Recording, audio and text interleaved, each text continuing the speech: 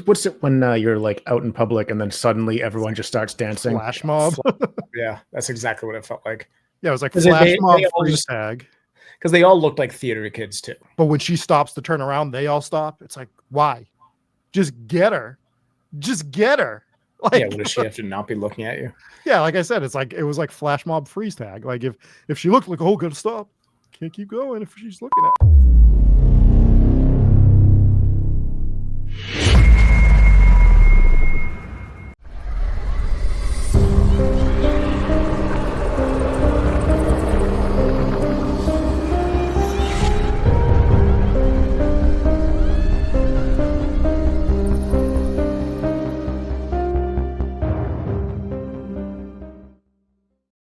Welcome in, everybody, to another horror movie review where I hope everyone has sat down, gotten a snack, and has a big smile on their face. I am your host, Rob Coakley, joined as always by Dave Wilkins. Here I am, always with a smile. Always with a smile, and Jesse Wilkins. Some call me Smiling Jesse. That has been said at least once in 70 years. I don't know how old you are. Anyways, we watched the movie Smile 2. I believe we reviewed the original Smile. We might have went to the theater. I don't know. I'm so old. I don't remember anything anymore. But we went and saw the first one. We reviewed it. We have to review the second one, I guess. We had to. Before we get into it, Dave, can you hit us with this synopsis for this movie? I can. Smilenopsis. I was going to do it, and then I pulled out at the last second. I also thought you were going to do that, so thank you for letting us down. Smile 2, written and directed by Parker Finn. About to embark on a new world tour, global pop sensation Sky Riley begins to experience increasingly terrifying and inexplicable events.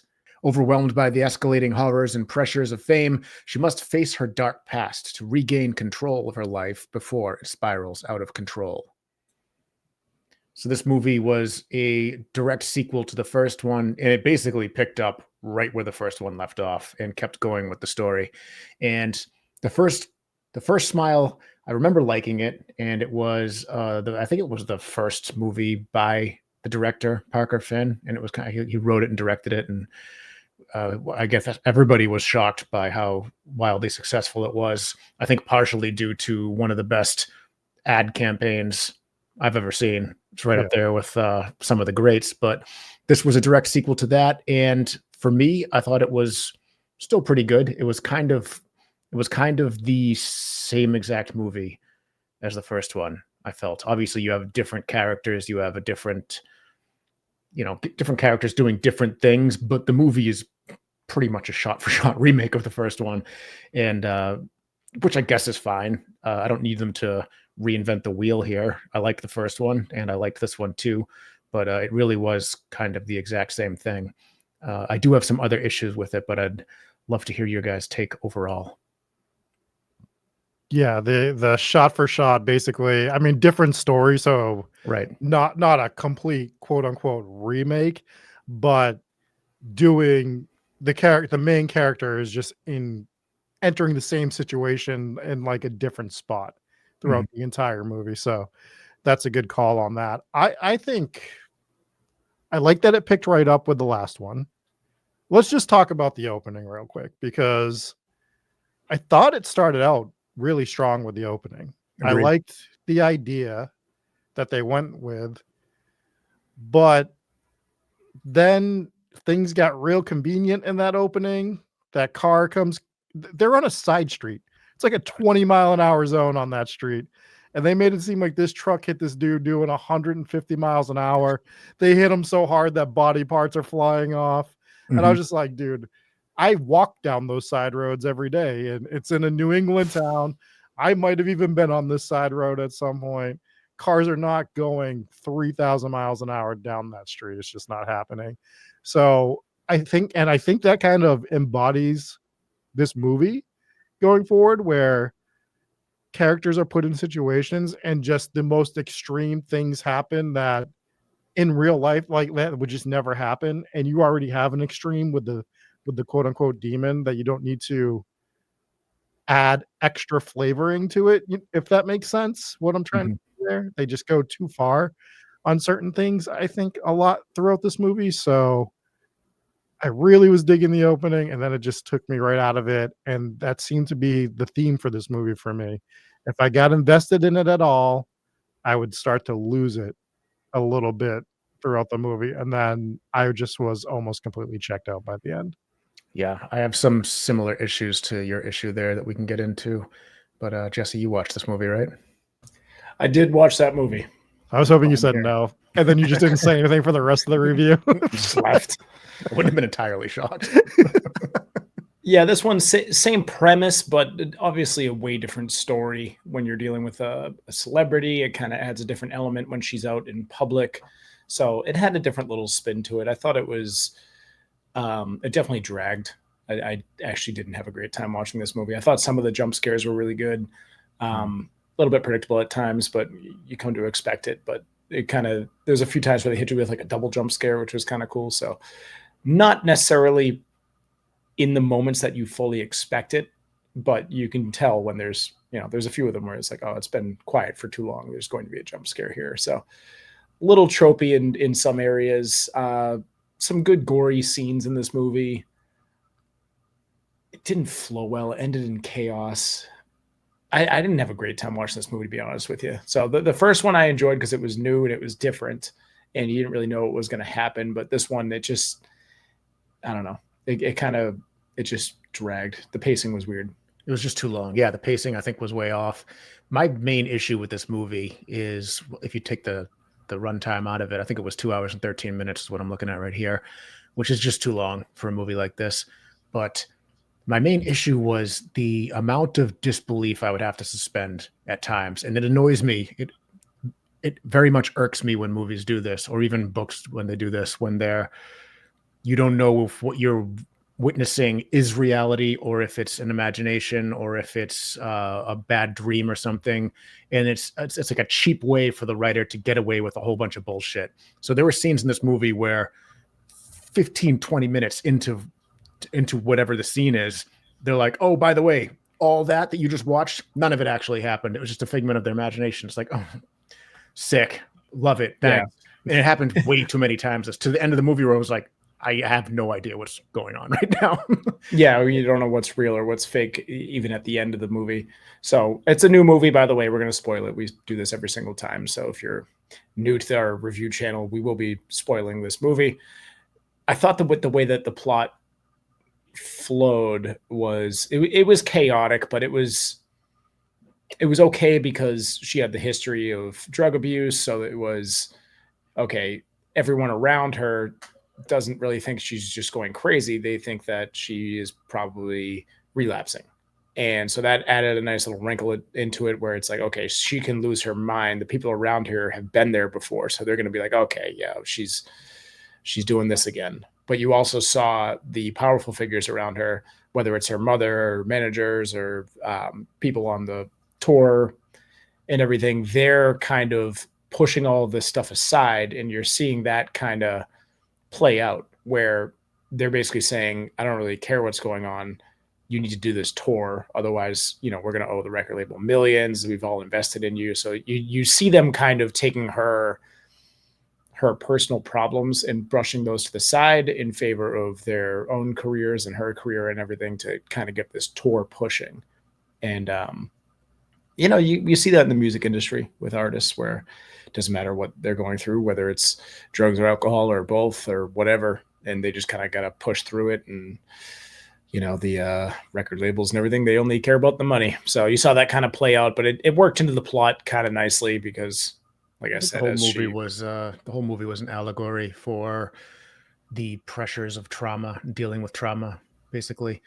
But so I think that's kind of where that plays in. And I think it's some of the characters were interesting in that aspect. I thought the mother was a well-written character because you're looking at her and you're trying to figure out if she's a villain who is just greedy, who is just leeching off her daughter's success, or if she's actually more of a, hey, you need to get your shit together or your career is going to go up in flames.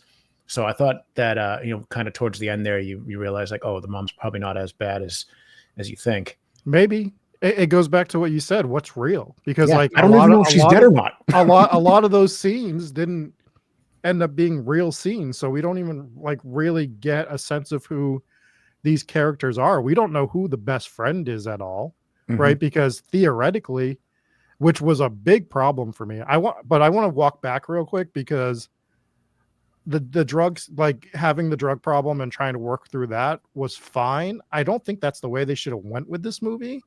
I think they should have went with, because they also hint that she has like some sort of mental issues going on throughout her life, and they don't really explore that at all, right? So it's like if you picked one and ran with it, it would make the movie flow a little bit better.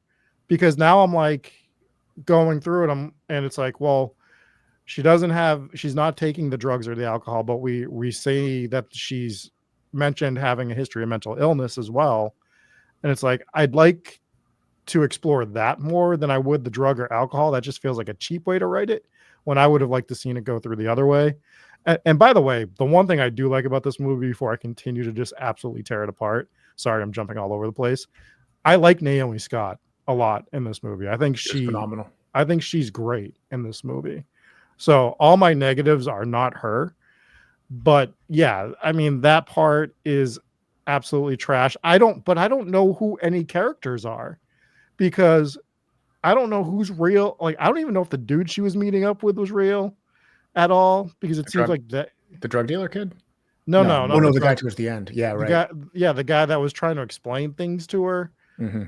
Like, Yeah, because what was that scene in the end? So he must have not been real, or he chickened out because the demon was there, but he just left. And why is the demon doing that? We'll talk about the end in a second. It's just so stupid. So I'm just gonna lay out my biggest problem with this movie. I have so many, but one of my biggest problems with this movie is this is the problem you're gonna run into with a movie like Smile, with a movie like Final Destination, with any movies like that. Trying to think of what was the big one with the 7-day phone call back in the day. The Ring. It Follows. All of these type of movies are really good in the first one because you're laying out the plot, you're figuring it out together with the characters and stuff. By the second one, you know what it is, but the characters in the movie have to learn. So you're always going to get some sort of exposition dump, right, for the character to learn what you already know at this point. So that's, some movies, they overcome it and they're able to do it, but I don't think this one did. I feel like the exposition dump was terrible. Like, he was just there for that, and then they had to figure some shit out with him. And it felt like 5 minutes of this movie was real. I will push back a little bit on the exposition dump with the guy. I do think it was kind of he was just thrown in there and it was a little sloppy, but I like the angle of them trying to beat it by her having to die and he was going to resuscitate her. That presented a different angle on the whole situation, and it did kind of separate this movie from the first one a little bit. So I guess a point for the attempt there. But yeah, his character was definitely just thrown in there and it felt rushed, and the movie's already too long and very convoluted at this point, and it only got more convoluted as it went on from there. Yeah, and he's going, I'm the 8th last person to have this brother, and you're just like, just make him the fucking detective's brother at this point, just to make it a little bit easier. Yeah, that's true. I mean, they did kind of insert him early when he's just kind of sending her these text messages, but I feel like he should have been trying a little harder to contact her. He should have been outside of the events that she was at, like, hey, I really need to talk to you. He shouldn't have just been sitting back waiting for a text back from her. Like it's, if you really want to end this thing and you really want to solve this, like, he's going to try a little harder to reach out to her. I get it. She's a celebrity. It's not like running into your everyday person, but how do you get a number? And forgive me if this was pointed out in the movie. It was pointed out in the movie. Yeah. He had showed up to a couple weeks ago. Yeah. He had showed up to the apartment after, right. That guy bashed himself in the face. And, he went through the phone and saw that was the last phone number that he had called or texted or whatever. So that's how we got the number. But the other thing I didn't really like about this movie was too much smiling. I know that's the point of the movie, but there was very few of them were creepy. It Mhm. it came off much more as goofy in this movie, and I don't know why. Maybe it's just the people that they cast to do the smiles. I thought the young girl was fine, the one with braces Creepy. that looked Yep. like the one from Finding Nemo. Yeah, She it did did. the girl from the dentist, yeah. But I thought she was okay, but for the most part, I mean, what killed it for me was in the apartment when Yep. she's and This they're is one just of my all negatives smiling. too. That scene went on way too long. It was so goofy, and they're doing like this mime thing where they're just kind of like coming a little closer and coming a little closer, and then of course that was just a big dream, or whatever, or who knows? Who cares? That's the other thing too, is that like I finished this movie, I was like, okay, I don't care. The first movie I finished, I was like, that was cool. I don't know about the ending. You know, it was a little chaotic, but I'll take it in a horror movie. I think once we did our review on it, you guys revealed why you liked the ending and how different the ending was with the monster winning and everything in the first one. I was like, you know what? Actually, I'm gonna go I don't back and remember watch it so again. much, but what I do remember is I'm gonna guess I loved it and Rob hated it. The ending of the I first one. think you guys collectively liked it, right? It's Yeah, possible. I think I it don't was remember. fine. I think it was Yeah, fine the way they did it. right. I didn't think it This was fine in this one. No, this It was the one same thing. it was Well, kind of the same thing, but it was It dumb. made less sense. dumb. And the monster was stupid. The I eyes think on the monster in this one yeah. was so Oh my stupid. god. It looked I like one of those stuffed animals you go get at like the gas station that's just on the shelf there, and then it's going to be there for 30 years. And I you think feel bad because you want that thing to become sentient and walk out of there. And it's Yes, got the eyes to do it. when she I came think face to face with the Evil Dead girl at the end, because that's what it was a blatant ripoff of the girl from Evil Dead Rise. It was scary. I don't know. The ending was so sloppy, dude. And that, yeah, but when that face popped, you're like, oh, with the big googly eyes. Yeah. You're like, yeah. oh. And I then they think showed it again and again, and you're like, please stop showing me this. It gets much less scary every time you show it. And it was just dumb. It was dumb. I think the main difference between the ending of this one and the ending of the first one, because it was essentially the same thing. The ending of this one, you got too much monster. I think the problem was it was too well lit on the stage with all the stage lights, and now Yeah.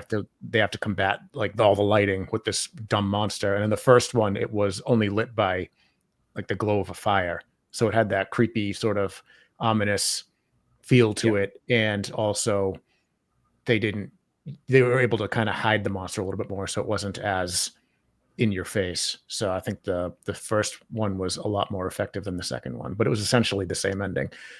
But let's talk about some positives. I thought the jump scares in this were really good. I thought there were a lot of them, and a lot of them they got you good and didn't really feel cheap, which was good. I thought the effects were great. A lot of them, minus towards the end there, but a lot of the violence and gore was pretty good, I think. And I thought this one was by far better acted than the first one. Not that the first one had poor acting. This one had, I feel like, top tier. Yeah, Especially Naomi Scott was really it good. was pretty much flawless acting across the board. I didn't see one character. I was like, well, that's not a good character. They should have recast that. So it was acted extremely well. Wrote okay. I mean, the too many scenes of her just looking at the camera and just being like, fuck you. Like Yeah. okay. Like you get a couple of those, but when it's every other scene, you're like, dude, okay, let's get a little more creative with our writing here. But it is what it is. Too much boogers, too much snot going on. Too Maybe. much runny nose. Yeah, a lot of runny nose going on. Sure. You get what you get. Well, that Scary kind of nose. that kind of leads into like one of my other negatives, Dave. I know you want to talk about positives, but I think there's one thing I don't like about the two Smile movies. I don't think I like the way that they shoot a lot of the scenes personally, where they're doing super close up cams way too much. I think it's meant to make it unsettling or something, but it's just really bad. And I thought the scene that just really showcased that it's just too much was the car scene with her and Jack Nicholson son. Yeah. Jack Nicholson. Which clear, I mean, like, has anyone ever looked more like their dad when they smile than Oh man, it was perfect. He than had that. this guy? It was like straight out of The Shining. Yeah, just looked like an absolute throwback. But I just don't like that. But yes, the positive. Naomi Scott was wonderful in this movie. All the acting was. I thought everyone's characters were fine. Again, the only ones that weren't great was that one scene in the house, as you guys have pointed out, that went on way too long and was way too stupid. It was so silly. It because felt it like was one like of those. What's it when you're like out in public and then suddenly everyone just starts dancing? flash mob. Yeah, that's exactly what it felt like. Yeah, it was like 'Cause flash they mob all freeze just- tag. Because they all looked like theater kids too, right? Like I was like, oh, Yeah, it was like okay. an episode of like Rent or something. Or maybe that's a Yeah. movie. I don't know. But yeah, Play musical. whatever. Either way, the It's scene not was horror, great. so I didn't watch it. And they had this kind of like zombie attack moment where they all kind of held her down. Yeah. I don't know. And she's like running from, and like this is what drove me the craziest is she's running from them and they're chasing her. But when she stops to turn around, they all stop. It's like, why? Just get her. Just get her. Like, Yeah, what does she have to not be looking at you? yeah, like I said, it was like flash mob freeze tag. Like if she looked like, oh, gotta stop. Can't keep going if she's looking at it. It's was like just that. so It was a YouTube short horror movie that was really good about the head in the box, the guy that was coming Yeah. out of the box, where every time you look away, he's closer to you. yeah. Well, that was actually creepy and That well was done. that was excellent. I would This- review that. That was really good. This was stupid. So yeah, I overall, like the acting, I think is the strongest thing to mention in this movie more than anything. All right, I want to talk about a few more negatives because I have so many negatives with this movie. And I want to talk about like the stuff they were doing with her as like this huge pop star that just made zero sense at all. When she's at the signing, right?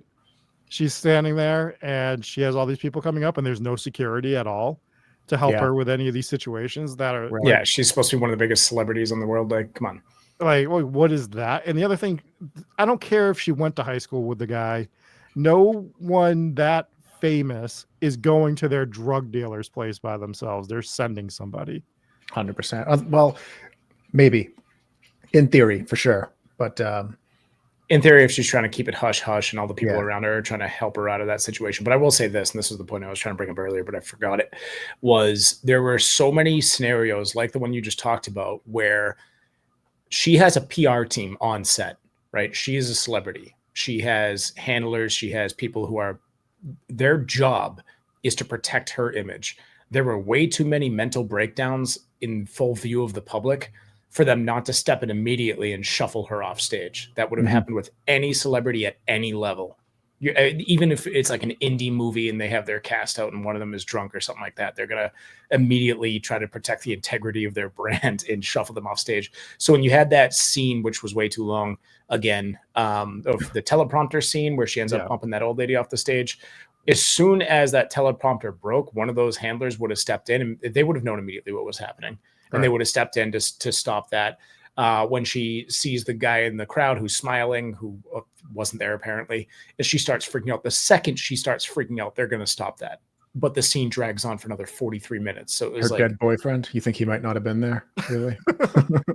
starting to think that. Yeah. But as soon as she starts messing up on stage, like they're going to put a Yeah. stop to it. It's not going to be the old lady who goes up and grabs the frantic lady.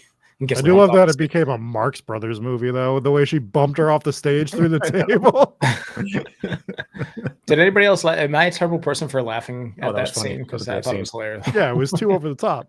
It was just Way like too this, over the top, yeah. this is way too over the top. Like it's so I do need to Yeah. go back to that scene and slow it down to see like if it was a stunt double or if it was just a We a body dummy or slammed the something. old lady. Do you through the- think they just really throw this old lady? No, off the no, because stage? I want to freeze frame it and see how bad it actually is. If you slow it down, I'm sure it's fine, but I want to see the stunt double in the wig falling off the stage. But yeah, too many scenes like that all over the place. Just not enough. It just wasn't realistic. And not a lot of repercussion after that. Like just body slammed the lady through the table, and then the next scene's just on to the next thing. It's like, Yeah, Keep it moving. I don't know. I thought it was an interesting movie. I thought that I really did like the opening scene. I thought that was intense, and it was violent. It was a very violent movie, and a lot of I know Jesse mentioned earlier a lot of gore. I thought those scenes were all really good.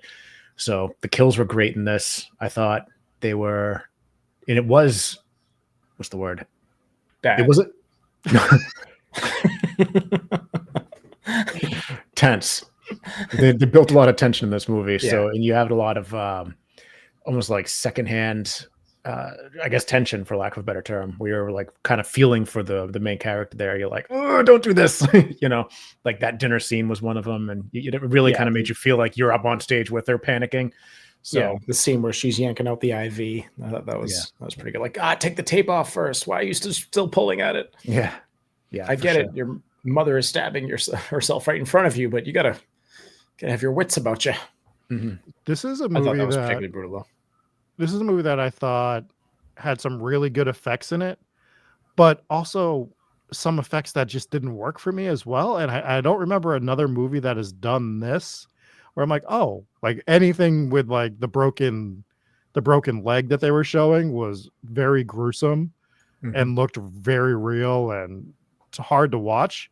Yep. The whole scene where she was stabbing her mother did not look good. Like I thought that the blood looked really bad, and it felt better than mid 2000 CGI, but just a little bit better. And I was like, that's weird. Maybe I'm just looking at this wrong, because everything else in this movie looks really good, but that one scene for some reason stood out to me as not great. I don't know. Again, I watched this movie a while ago, so maybe I'm just forgetting, but I don't remember that scene standing out to me, which means I didn't notice it. I do remember when she stabbed herself in the eye. I think she actually flung her eyeball at her. Yeah. Oh, nice. That was cool. Which was cool. We like that. Yeah. I do wish that when she did that, she had a ping pong battle and she batted it back to her. But, opportunities will be blown.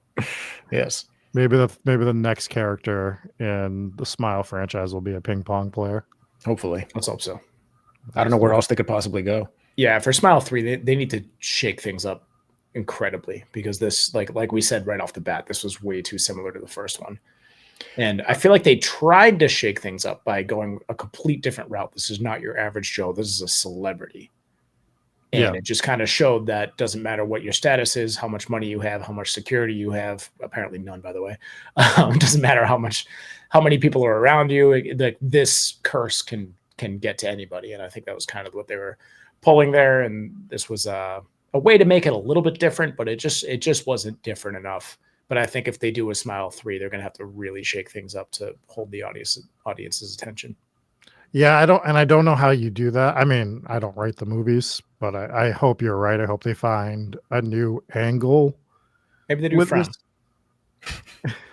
Well, I think that's a great point. It's like a good joke, but at the same time, the smile trope, I feel like after 2 movies, like you're just not scared anymore. It was great in the first one. It was okay here. A third movie with people just smiling at you, I don't know. When that's the gimmick of the movie, I just don't know how much further you can go with it. Yeah, I mean, I'm sure they will. I'm sure there'll be another one. This one did well, as the first one did. I think it was 138 million in the box office, which is pretty good. Pretty good. So I believe there will be a third. I believe it probably won't be much different from the past 2. That's just what I predict. And I predict that we'll watch it and probably review it. Oh, God, probably. I kind of don't want to be honest. I think I would say that. Sorry, one more thing on the ending. Due to like how closely the dates were with the release of, what was the other one that we covered recently? The Substance. Mm-hmm. So I don't think they ripped off the ending of The Substance, but wow, was that similar, right? Big monster on stage at the end of the movie. Yeah, but it was also the same, on stage, right? Okay. Yeah. So at the end of Substance, I mean, a spoiler alert, if you haven't listened to our review on that one, you have big deformed creature on stage in front of a full audience.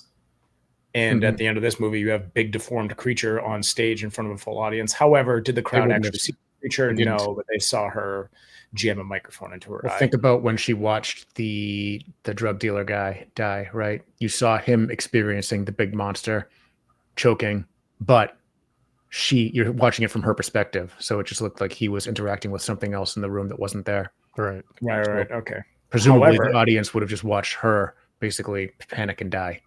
Well, one of the cool things about this ending too is, did she just curse that entire audience, and is that where they're going with the next movie? Oh shit, Because that's a good because point. she was just smiling in front of the entire audience. So, do you now have 5,000 people that are cursed? I didn't even pick up on that. That's a good point. It could be like Yeah. a smile apocalypse movie for the third one if they do it. I kind of I- like that. I would say that's probably right. Do we think that her death is too similar to the drug dealer's death, though? It's just two people that are just beating their face in with something. Like we just went the Maybe same route. maybe they did that on purpose. You got to kind of use what's in your hand. So she used a microphone. Yeah, it just felt too They also didn't similar. see it. It also felt cheap that they pulled away and just did the sound. Like, show it. You showed Mhm. everything else. Show Yeah. the brutal death. I think it was symbolic too, killing herself with the microphone. Yeah. Yeah. Yeah. It was, So- the music got her in the end. All I could Yeah. think about was Justin Timberlake and how this was going to ruin the world tour. I don't get the reference. When he got pulled over a couple months ago in Long Island, he's Tell us getting about it. he was getting booked. He got pulled over for drinking and driving. Yeah, the cop didn't recognize him, right? Or The didn't cop care. says he didn't recognize him, and that's a whole nother thing that I just don't believe. That can't be right. That can't be right. I mean, like, I understand he's not a singer of this generation, right? He's not a, He's but a it- big enough name. But if you read that name, that is his actual name, right? Justin Yeah. Timberlake. So if you get that ID, like, there's no way you don't look at that and be like, oh, there's a celebrity named that, and then you put two and two together. Like, that's just madness. I think celebrity shouldn't be above the law. You drinking and driving, So what happened? I don't think the cop gave a damn. So what happened when he got booked was he's sitting there and he just goes, "This is gonna ruin the tour." And the cop goes, "What tour?" He goes, "The world tour." Mhm. That's funny. Yeah. How are you driving? You're driving to Japan. It's fine. Yeah. Again, you have that staff around you to drive you around and fly you around. Right. I don't care. I don't care if Justin Timberlake gets DUI. If he has to go to court instead of go to the concert, that might Right. be a problem. Yeah. Mm. So, regardless, here we are. Smile. We should give it some scores.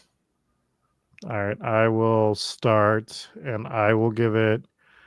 I bashed this movie the whole time. I think it's a watchable movie. And I think if you are going to watch it, if you haven't, it's better to do it with at least one other person. This feels like I don't think this is a solo watch movie. And I'm going to give it a 2.2.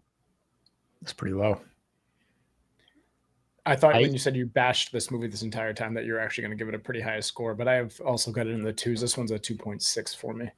I thought it was gory enough. I thought it was shot well, acted really well, but it just, the whole time I'm watching it, I'm just waiting for it to end, and it was way too long. So way too also, long. yeah, it was just a kind of a copy and paste of the first one, like we said, and the ending was just like, okay, yeah, it just wasn't great. So it probably also sounded like I bashed this movie the whole time, but the copy and paste point that I made at the beginning wasn't a negative. I don't think that's a problem. I think that you can make the same movie again as a continuation. I think it works as long as the movie still holds up. And I think that this movie did hold up for the most part, despite it coming unglued towards the end a little bit. And like I said, I don't really like the convoluted dream sequence things where you don't know if it's real, you don't know if it's not real. And in this case, it's a little bit worse than other situations because at the end of the movie, I still don't know what was real and what wasn't at the end in retrospect. So I'm like, I don't really know what happened in this movie. And that's a big problem for me. So that keeps me out of. Can I give my sorry? score? I was going to elaborate on your point there, but yeah, go ahead. So that's what keeps it out of the fours for me. And this, I have it at a 3.8. I still pretty enjoyed the movie, but it's a watchable movie for sure. And to the point you made, like, too much of this dreams sequence stuff where you don't know what's real, what isn't real, like, but then they still try to tie things up in the end by like showing the car accident and like trying to button up some of the story. It's like, how about the rest of the story that we don't know? Is the mother dead? Yeah. Like, I get it that she's probably dead. Is she going to be remembered as the celebrity who went crazy and killed her mother before he died, or before she died or not? So, or is she even dead? What was that? I don't even know if she's dead. I don't know if she's dead because she's wearing the dress that she said she wouldn't wear on stage. And I was like, she was very like adamant about not wearing that dress on stage. And I don't know if that was supposed to tell you that this wasn't real either or not. She has to be dead. I don't know how you get around that. This is just otherwise like what the fuck? I mean, I agree. I'm just saying, like, why is she wearing what she wasn't supposed like? Yeah, Because why would they make a big point of that in the movie, and then she's wearing it? That's a good point. see, Right. If that's the case, this is why. this is worse than I thought. Right. Well, this is why this movie got such a low score out of me, because the first one you were left guessing about a couple of things, but you actually cared. This one I'm left guessing. I'm like, nah, I just care even less. So I don't know. It's just overall, yeah, it's a watchable movie. It's not one that you should skip, but be prepared. Be prepared. Be prepared for confusion. Be prepared to not know what's going on for the whole movie. To be like, well, I think that was watchable. 2.2. All right, guys, that's going to do it for our Smile 2 review. Let us know what you thought of this movie. Leave it in the comments. Were we too harsh? Were there things that we missed that you liked about it? Let us know. You can jump in Discord as well. I'm Rob. That's been Dave and Jesse. We'll catch you next time here at Hometown Ghost Stories Reviews.